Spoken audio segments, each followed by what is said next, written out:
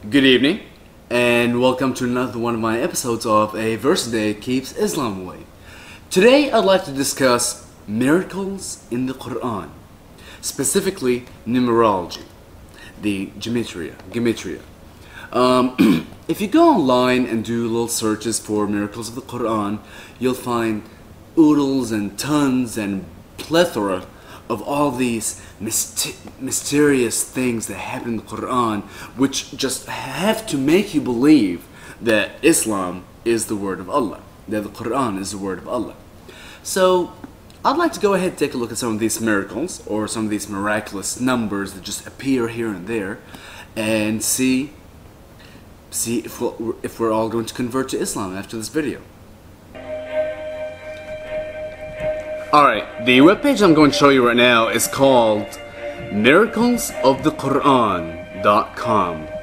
Some of the miracles that they're talking about is, for example, the statement 7 heavens is repeated 7 times. And you know what? I actually checked for 7 heavens, and yes, it is repeated 7 times. Cool. I want to go to this very last one because actually, this almost convinced me. It said that the word land appears 13 times in the Quran, and the word sea appears 32 times, giving a total of 45 references. Now, if you do the ratio, 13 out of 45 and 32 out of 45, giving you 28% versus 71%, and supposed to be that is the exact proportion of the land to sea here on Earth. Well, let's go ahead and look it up. The word land in Arabic is ard. So here we got ard, and let's see if ard actually exists 13 times like it's supposed to. Whoa, 446 times. So how did they even get 13 when we're actually even getting 446? So I'm sorry, land appears way more than 13 times. And at this point, I could care less how many times sea appears, but you know what? Let's just go ahead and look at it just for the heck of it. Bahar. And let's do a quick search for Bahar, because obviously the formula is not going to work anymore. But Bahar appears in 38 verses in the Quran. Close enough. 38, 32, that's closer than 13 versus 400 and something. You go ahead and look them up yourself and see if you're actually finding the exact numbers as they claim. I would like to look at the word Yom, day. It is supposed to have been repeated 365 times in its singular form. So let's go ahead and look it up. So let's go ahead and count it and see how many times it exists here. I'll tell you what. Instead of actually having to go and try to find the word Yom, day, 365 times in those 417 results, let's just go ahead and say that, okay, that is a miracle. The word Yom, day, does appear in the Quran 365 times. That is miraculous. Let's move on. Wait a second. Did I say 365 times? I'm confused. I was under the impression that the Quran and Al-Sana al-Hijriya, the Hijri calendar, the Muslim calendar, is based upon a lunar system. So, the word day should actually appear 354.3 times. Let's just say 355 times. So how does it appear 365 times? Wait a second. Could it be a prediction for the Gregorian calendar that would later be invented about 400 or 500 years later? Who knows? So, shall we give them that one? Is it a miracle that the word day, which I'm not going to go through and count 365 instances of it in its singular form, exists 365 times when it actually should be 355 times. So, by my perspective, you lose. Now, the next thing I'd like to look at is the miraculous number 19. For some reason, the number 19 happens to be like the most miraculous number in the Quran. I'm really not sure why, but we'll speculate in a little bit. For example, the phrase Bismillah ar-Rahman ar-Rahim, in the name of God, the merciful, the beneficent, whatever the hell they translate it to, supposed to have 19 letters. Now, The Quran contains 114 surah, 114 chapters. 114 divided by 19 is a whole number. It is 6. So, hey, another miracle. You can divide the total number of surah by 19 and you get a whole number. That's a miracle. One thing that I'd like to bring your attention to is al-muqatta'at. A total of 29 surah begin the chapters with these 3 letters. 3, 4, or 5. Primarily 3. For the most part, 3 letters. That even though they're connected, they're not read out, they are just read out as individual letters. Like for example, I'm looking at Surah number 29, Surah Al-Ankabut, the spider. It starts with Alif, Lam, Mim. A-L-M. No one's supposed to know what these mean but Allah. So here's what I did. I actually went through, and yes, that was a little time consuming.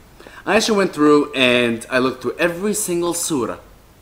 And I took all these muqatta'at, these dividers, or also called al-fatihat, because the openers, they open up the surah. And I wrote down every single letter for every surah. And just like in Hebrew or Greek, Arabic can have every letter designated to a number. A, Alif is 1, Ba, B is 2, Ya, Yod, the Y is 10. It lists them in the proper order. And the proper order is not the order in which the alphabet exists today. It's the original Abjad order, which is Abjadaha was a hatti kalamun sa'fasa qarashat. That order. You know what I'm talking about.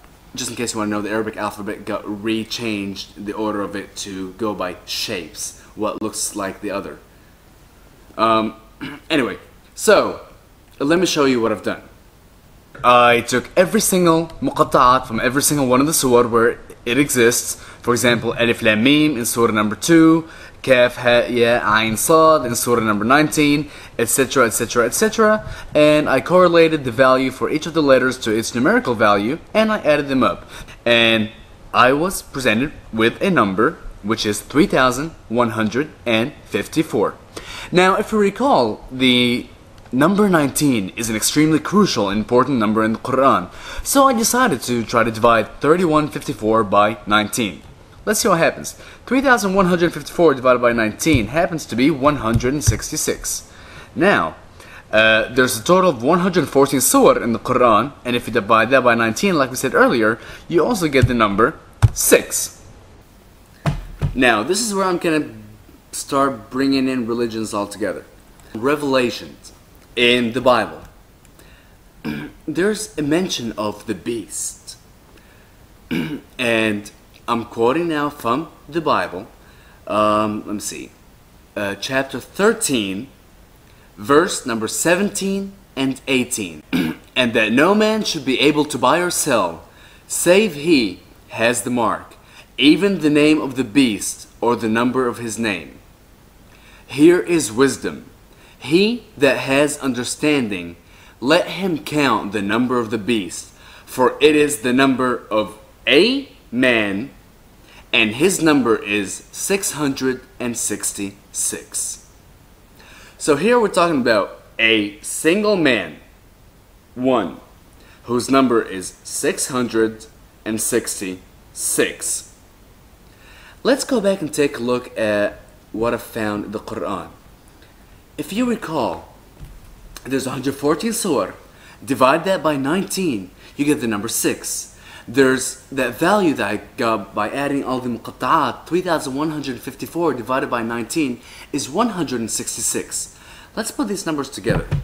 166, that's 1, 6, 6, and then the total number of surah divided by 19 is another 6. So it's the name of one man and 666. That's what you get when you put these numbers together. There. So the name of the beast is that of a single man whose number is 666, and we've just proved that one single man has brought upon 666. Now, what's so special about 19? in Revelation chapter 13, verse 17, 18, and that's where it ends. 17 and 18. It is awaiting the 19th. It is awaiting, talking about the beast, it is foreshadowing the forecoming of 19. And this is where 19 comes in. That's all I have for today. You have a wonderful evening and be safe. Stay away from 19. Good night.